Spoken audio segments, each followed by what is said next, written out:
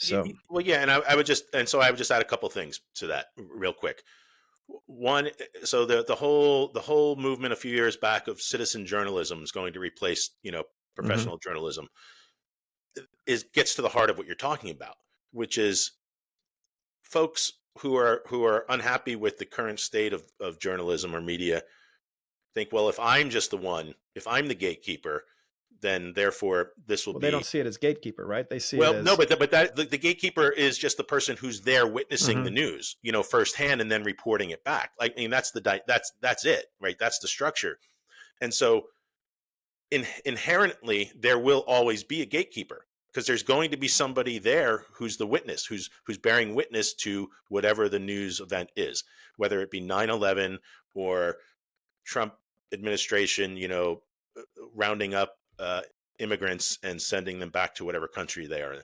Like, somebody has to witness it and then report it. And in that process, you are imposing your own perceptions as a human being. Now, the last thing I'm going to mention, because I mentioned it to you earlier before we got on here, and it just drives me insane, but it ties into all of this. I was on LinkedIn earlier and I saw an ad for an quote accountability journalist.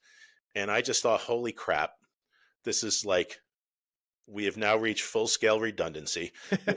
That's used to be what journalism that was baked into, you know, the phrase journalist or reporter.